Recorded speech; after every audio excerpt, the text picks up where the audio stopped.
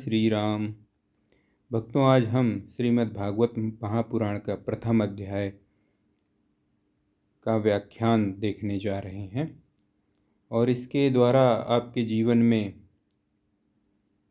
भागवत महापुराण के अध्यात्म के बारे में आपको जानकारी प्राप्त होगी। तो चलिए शुरू करते हैं। देखिए, प्रथम अध्याय में शुरुआत से ही शुरू है। सच्चिदानंद स्वरूप भगवान श्री कृष्ण को हम नमस्कार करते हैं, जो जगत की उत्पत्ति, स्थिति और विनाश के हेतु तथा आध्यात्मिक, अधिदैविक और अधिभौतिक तीनों प्रकार के तापों का नाश करने वाले हैं। जिस समय श्री सुखदेव जी का यज्ञोपवीत संस्कार भी नहीं हुआ था तथा लौकिक वैदिक कर्मों के अनुष्ठान अवसर भी नहीं आया था, तभी उन्हें अकेले ही संन्यास लेने के लिए घर से जाते देखकर उनके पिता व्यास जी विरह से कातर होकर पुकारने लगे, बेटा बेटा, तुम कहाँ जा रहे हो? उस समय वृक्षों ने तन्मय होने के कारण श्री सुखदेव जी की ओर से उत्तर दिया। देखिए, कितनी अच्छी बात कही है। श्री सुखदेव जी जब यज्ञोपवीत संस्कार नहीं हुआ था, मतलब कि 9 साल से भी कम उम्र के रहे होंगे, उस टाइम वो भगवान की भक्ति में इतना डूब गए थे और लौकिक वैदिक सारे कर्मों का अनुष्ठान का अवसर भी नहीं आया था और उस समय वो संन्यास लेने के लिए घर से जाने लगे थे। उस समय उनका पिता जब उनको रोक रहे थे तो वृक्षों ने उत्तर दिया था, ऐसे सर्वभूत हृदय स्वरूप श्री सुखदेव जी मुनि को मैं नमस्कार करता हूँ। एक बार भगवत कथा अमृत का रसास्वादन करने में कुशल मुनिवर सौनक जी ने नैमिषारण्य क्षेत्र में विराजमान महामति सूत जी को नमस्कार करके उनसे पूछा। देखिए, अब यहाँ पे कथा का आगे का भाग जो है, सौनक जी ने किससे पूछा? सूत जी से पूछा। नैमिषारण्य ऐसी जगह थी, अभी भी आपको लखनऊ के आगे साइड शायद है वहीं पे, जो कि मतलब जैसे यूनिवर्सिटी वगैरह होती हैं, उसी प्रकार से नैमिषारण्य में भी जितने बड़े बड़े ऋषि मुनि थे वो अपना रहते थे वहाँ पे। तो सौनक जी बोले सूत जी से, आपका ज्ञान अज्ञान अंधकार को नष्ट करने के लिए करोड़ों सूर्यों के समान है। आप हमारे कानों के लिए रसायन अमृत स्वरूप सार गर्भित कथा कहिए। भक्ति, ज्ञान और वैराग्य से प्राप्त होने वाले महान विवेक की बुद्धि वृद्धि किस प्रकार होती है तथा वैष्णव लोग किस तरह इस माया मोह से अपना पीछा छुड़ाते हैं। इस घोर कलिकाल में जीव प्रायः आसुरी स्वभाव हो गए हैं। विविध क्लेशों से आक्रांत इन जीवों को शुद्ध बनाने का सर्वश्रेष्ठ उपाय क्या है? देखिए, सौनक जी पूछ रहे हैं कि इस संसार से किस प्रकार से मुक्ति पाई जा सकती है, सूत जी से पूछ रहे हैं। देखिए आगे क्या हुआ है। अब सूत जी से फिर और क्या पूछ रहे हैं, आप हमें कोई ऐसा शाश्वत साधन बताइए जो सबसे अधिक कल्याणकारी तथा पवित्र करने वालों में भी पवित्र हो तथा जो भगवान श्री कृष्ण की प्राप्ति करा दे। चिंतामणि केवल लौकिक सुख दे सकते हैं और कल्प वृक्ष अधिक से अधिक स्वर्गीय संपत्ति दे सकता है, परंतु गुरुदेव प्रसन्न होकर भगवान का योगी दुर्लभ नित्य वैकुंठ धाम दे देते हैं। ठीक है, तो सूत जी ने कहा सौनक जी से। अब देखिए सूत जी क्या कहते हैं, तुम्हारे हृदय में भगवान का प्रेम है, इसलिए मैं विचार कर तुम्हें संपूर्ण सिद्धांतों का निष्कर्ष सुनाता हूँ, जो जन्म मृत्यु के भय का नाश कर देता है, जो भक्ति के प्रवाह को बढ़ाता है और भगवान श्री कृष्ण की प्रसन्नता प्रदान करता है। मैं तुम्हें वह साधन बतलाता हूँ, उसे सावधान होकर के सुनो। श्री सुखदेव जी ने कलयुग में जीवों के काल रूपी सर्प के मुख का ग्रास होने के त्रास का अत्यंतिक नाश करने के लिए श्रीमद् भागवत शास्त्र का प्रवचन किया है। ये ऐसा कौन बता रहे हैं? सूत जी बता रहे हैं सौनक जी को।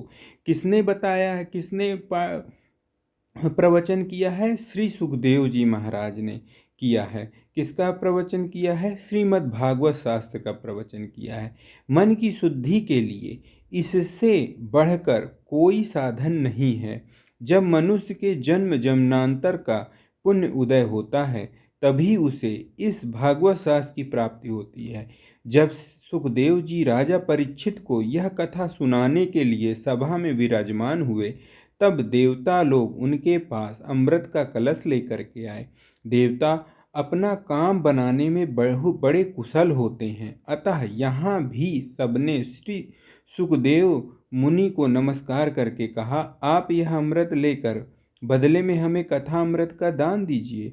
इस प्रकार परस्पर विनय अदला बदली हो जाने पर राजा परीक्षित अमृत का पान करें और हम सब श्रीमद् भागवत स्वरूप अमृत का पान करेंगे। इस संसार में कहाँ कांच और कहाँ महामूल्य मणि तथा कहाँ सुधा और कहाँ कथा। श्री सुखदेव जी ने यह सोचकर उस समय देवताओं की हंसी उड़ा दी। उन्हें भक्ति शून्य कथा का अनधिकारी जानकर कथा मत का दान नहीं किया। ठीक है, सुखदेव जी ने कथा नहीं सुनाई उनको। इस प्रकार यह श्रीमद् भागवत की कथा देवताओं को भी दुर्लभ है। इस प्रकार से आप समझ सकते हैं कितनी दुर्लभ कथा है ये, है ना। पूर्व काल में श्रीमद् भागवत के श्रवण से ही राजा परीक्षित की मुक्ति देखकर ब्रह्मा जी को भी बड़ा आश्चर्य हुआ था। उन्होंने सत्यलोक में तराजू बांधकर सब साधनों को तौला। अन्य सभी साधन तौल में हल्के पड़ गए। अपने महत्व के कारण भागवत ही सबसे भारी रहा। यह देखकर सभी ऋषियों को बड़ा विस्मय हुआ। उन्होंने कलयुग में इस भागवत शास्त्र को ही पढ़ने सुनने से तत्काल मोक्ष देने वाला निश्चय किया। सप्ताह विधि से श्रवण करने पर यह निश्चय प्रदान करता है। पूर्व काल में इसे दयापरायण सनकादि ने देवर्षि नारद को सुनाया था। यद्यपि देवर्षि ने पहले ब्रह्मा जी के मुख से इसे श्रवण कर लिया था, तथापि सप्ताह श्रवण की विधि तो उन्हें सनकादि ने ही बताई थी। देखिए कितनी सारी चीज़ें भागवत शास्त्र के बारे में बताया गया है। अब फिर आगे देखिए, पूर्व काल में श्रीमद् भागवत के श्रवण से ही राजा परीक्षित की मुक्ति देखकर, ये देखिए अपन लोगों ने इसको पढ़ लिया है। फिर शौनक जी ने पूछा, देखिए सूत जी ने इतना कुछ बता डाला भागवत शास्त्र के बारे में कि मेन कौन है, भगवत शास्त्र ही है जो कलयुग में भक्तों को पार लगाएगी। शौनक जी ने पूछा, सांसारिक प्रपंच से मुक्त एवं विचरणशील नारद जी का सनकादि के साथ संयोग कहाँ हुआ और विधि विधान के श्रवण में उनकी प्रीति कैसे हुई। सूत जी ने कहा देखिए सूत जी ने कहा, अब मैं तुम्हें वह भक्तिपूर्ण कथानक सुनाता हूँ जो श्री सुखदेव जी ने मुझे अपना अनन्य शिष्य जानकर एकांत में सुनाया था। अब देखिए सूत जी ने क्या बता रहे हैं कि वो भक्तिपूर्ण कथानक सुनाता हूँ जो सुखदेव जी ने मुझे मतलब सूत जी को अनन्य शिष्य जानकर एकांत में सुनाया था। एक दिन विशाल पुरी में वे चारों निर्मल ऋषि सत्संग के लिए आए। वहाँ उन्होंने नारद जी को देखा। सनकादि ने पूछा, ब्राह्मण आपका मुख उदास क्यों हो रहा है? आप चिंतातुर कैसे हैं? इतनी जल्दी जल्दी आप कहाँ जा रहे हैं और आपका आगमन कहाँ से हो रहा है? इस समय तो आप उस पुरुष के समान व्याकुल जान पड़ते हैं जिसका सारा धन लुट गया हो। आप जैसे आसक्ति रहित पुरुषों के लिए यह उचित नहीं है, इसका कारण बताइए। तो देखिए नारद जी ने क्या कहा, मैं सर्वोत्तम लोक समझकर पृथ्वी में आया था। यहाँ पुष्कर, प्रयाग, काशी, गोदावरी, हरिद्वार, कुरुक्षेत्र, श्रीरंग और सेतुबंध आदि कई तीर्थों में मैं इधर उधर विचरता रहा, किंतु मुझे कहीं भी मन को संतोष देने वाली शांति नहीं मिली। इस समय अधर्म के सहायक कलयुग में ने सारी पृथ्वी को पीड़ित कर रखा है। अब यहाँ सत्य, तप, शौच, दया, दान आदि कुछ भी नहीं है। बेचारे जीव केवल अपना पेट पालने में लगे हुए हैं। वे असत्यभाषी, आलसी, मंदबुद्धि, भाग्यहीन, उपद्रवग्रस्त हो गए हैं। जो साधु संत कहे जाते हैं वे पूरे पाखंडी हो गए हैं। देखने में तो वे विरक्त हैं, किंतु स्त्री धन आदि सभी का परिग्रह करते हैं। घरों में स्त्रियों का राज्य है। साले सलाहकार बने हुए हैं। लोभ से लोग कन्या विक्रय कर रहे हैं और स्त्री पुरुषों में कलह मचा है। महात्माओं के आश्रम, तीर्थ और नदियों पर यवनों का अधिकार हो गया है। उन दुष्टों ने बहुत से देवालय भी नष्ट कर दिए हैं। इस समय यहाँ न कोई योगी है, न सिद्ध है, न ज्ञानी है और न सत्कर्म करने वाला ही है। सारे साधन इस समय कली रूपी दावानल से जलकर भस्म हो गए हैं। इस कलयुग में सभी देशवासी बाजारों में अन्न बेचने लगे हैं। ब्राह्मण लोग पैसा लेकर वेद पढ़ाते हैं और स्त्रियां वेश्यावृत्ति से निर्वाह करने लगी हैं। इस तरह कलयुग के दोष देखता और पृथ्वी पर विचरता हुआ मैं यमुना जी के तट पर पहुंचा, जहां भगवान श्री कृष्ण की अनेकों लीलाएं हो चुकी हैं। मुनिवरों सुनिए, वहां मैंने एक बड़ा आश्चर्य देखा। वहां एक युवत स्त्री खिन्न मन से बैठी थी। उसके पास दो वृद्ध पुरुष अचेत अवस्था में पड़े जोर जोर से सांस ले रहे थे। वह तरुणी उनकी सेवा करती हुई कभी उन्हें चेत कराने का प्रयत्न करती और कभी उनके आगे रोने लगती थी। वह अपने शरीर के रक्षक परमात्मा को दसों दिशाओं में देख रही थी। उसके चारों ओर सैकड़ों स्त्रियां उसे पंखा झल रही थी और बार बार समझाती जाती थीं। दूर से यह सब चरित्र देखकर मैं कतूहलवश उसके पास चला गया। मुझे देखकर यह युवती खड़ी हो गई और बड़ी व्याकुल होकर कहने लगी। युवती ने कहा, अजी महात्मा जी, क्षण भर ठहरे आइए और मेरी चिंता को भी नष्ट कर दीजिए। आपका दर्शन तो संसार के सभी पापों को सर्वथा नष्ट करने देने वाला है। आपके वचनों से मेरी दुख की भी बहुत कुछ शांति हो जाएगी। मनुष्य का जब बड़ा भाग्य होता है तभी आपके दर्शन हुआ करते हैं।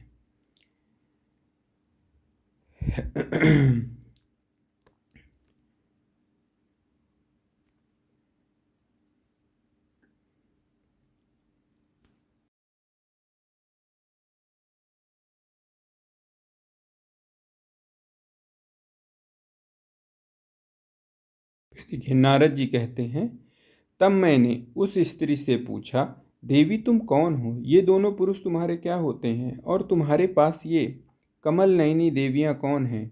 तुम हमें विस्तार से अपने दुख का कारण बताओ। युवती ने कहा, मेरा नाम भक्ति है। ये ज्ञान और वैराग्य नामक मेरे पुत्र हैं। समय के फेर से ही ये ऐसे जर्जर हो गए हैं। देखिए कितनी गहरी बात है। ये देवियां गंगा जी आदि नदियां हैं। ये सब मेरी सेवा करने के लिए ही आई हैं। इस प्रकार साक्षात देवियों के द्वारा सेवित होने पर भी मुझे सुख शांति नहीं है। तपोधन, अब ध्यान देकर मेरा वृत्तांत सुनिए। मेरी कथा वैसे तो प्रसिद्ध है, फिर भी उसे सुनकर आप मुझे शांति प्रदान करें। मैं द्रविड़ देश में उत्पन्न हुई, कर्नाटक में बढ़ी, कहीं कहीं महाराष्ट्र में सम्मानित हुई, किंतु गुजरात में मुझको बुढ़ापे ने आ घेरा। वहाँ घोर कलयुग के प्रभाव से पाखंडियों ने मुझे अंग भंग कर दिया। चिरकाल तक यह अवस्था रहने के कारण मैं अपने पुत्रों के साथ दुर्बल और निस्तेज हो गई। जब से मैं वृंदावन आई, तब से पुनः परम सुंदरी सुरूपवती नवयुवती हो गई हूँ। किंतु सामने पड़े हुए ये दोनों मेरे पुत्र थके मांदे दुखी हो रहे हैं। अब मैं यह स्थान छोड़कर अन्यत्र जाना चाहती हूँ। ये दोनों बूढ़े हो गए हैं, इसी दुख में मैं दुखी हूँ। मैं तरुणी क्यों और ये दोनों मेरे पुत्र बूढ़े क्यों? हम तीनों साथ साथ रहने वाले हैं, फिर यह विपरीतता क्यों?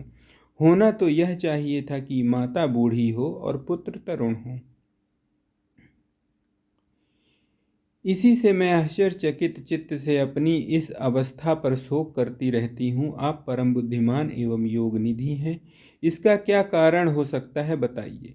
फिर देखिए नारद जी ने अब क्या कहा, साध्वी, मैं अपने हृदय में ज्ञान दृष्टि से तुम्हें संपूर्ण दुख का कारण देखता हूँ। तुम्हें विषाद नहीं करना चाहिए, श्री हरि तुम्हारा कल्याण करेंगे। सूत जी कहते हैं, मुनिवर नारद जी ने एक क्षण में ही उसका कारण जानकर कहा। नारद जी ने कहा, देवी सावधान होकर सुनो, यह दारुण कलयुग है। इसी से यह समय सदाचार, योग मार्ग और तप आदि सभी लुप्त हो गए हैं। लोग सठता और दुष्कर्म में लगकर अधासुर बन रहे हैं। संसार में जहाँ देखो वहीं सत्पुरुष दुख से म्लान हैं और दुष्ट सुखी हो रहे हैं। इस समय जिस बुद्धिमान पुरुष का धैर्य बना रहे, बड़ी वही बड़ा ज्ञानी या पंडित है। पृथ्वी क्रमशः प्रतिवर्ष शेष जी के लिए भार रूप होती जा रही है। अब यह छूने योग्य तो क्या देखने योग्य भी नहीं रह गई है, और न इसमें कहीं मंगल ही दिखाई देता है। अब किसी को पुत्रों के साथ तुम्हारा दर्शन भी नहीं होता। विषयानुराग के कारण अंधे बने हुए जीवों से उपेक्षित होकर तुम जर्जर हो रही हो। वृंदावन के संयोग से तुम फिर नवीन तरुणी हो गई हो। अतः यह वृंदावन धाम धन्य है। जहाँ भक्ति सर्वत्र नृत्य कर रही है, परंतु तुम्हारे इन दोनों पुत्रों का यहाँ कोई ग्राहक नहीं है, इसलिए इसका बुढ़ापा नहीं छूट रहा है।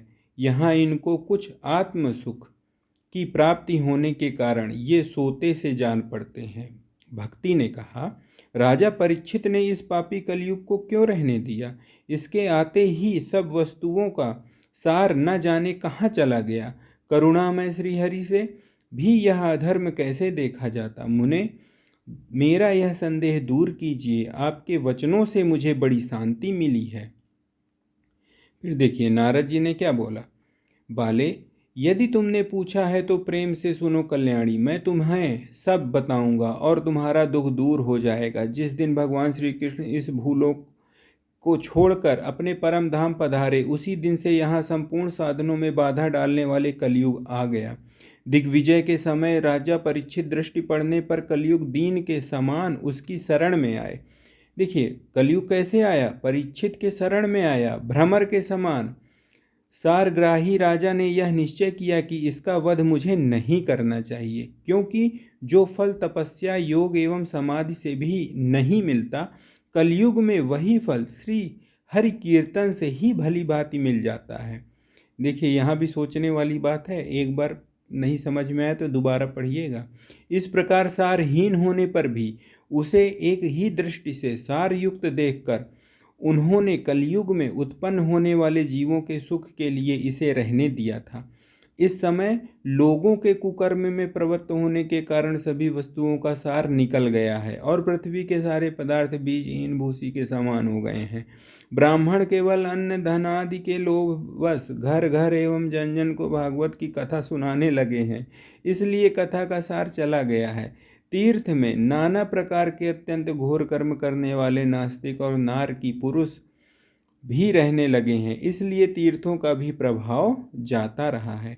जिनका चित्त निरंतर काम क्रोध महान लोभ और तृष्णा से तपता रहता है, वे भी तपस्या का ढोंग करने लगे हैं, इसलिए तप का भी सार निकल गया है। मन पर काबू न होने के कारण तथा लोभ दंभ और पाखंड का आश्रय लेने के कारण एवं शास्त्र का अभ्यास न करने से ध्यान योग का फल मिट गया है।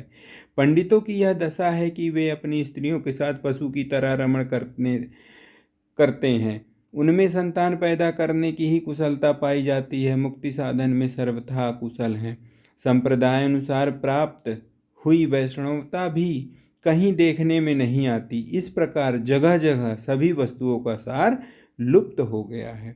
यह तो इस युग का स्वभाव ही है, इसमें किसी का दोष नहीं है। इसी से पुंडरीकाक्ष भगवान बहुत समीप रहते हुए भी यह सब सह रहे हैं। सूत जी कहते हैं, शौनक जी, इस प्रकार देवर्षि नारद के वचन सुनकर भक्ति को बड़ा आश्चर्य हुआ। फिर उसने जो कुछ कहा उसे सुनिए। भक्ति ने कहा, देवर्षि आप धन्य हैं, मेरा बड़ा सौभाग्य था जो आपका समागम हुआ।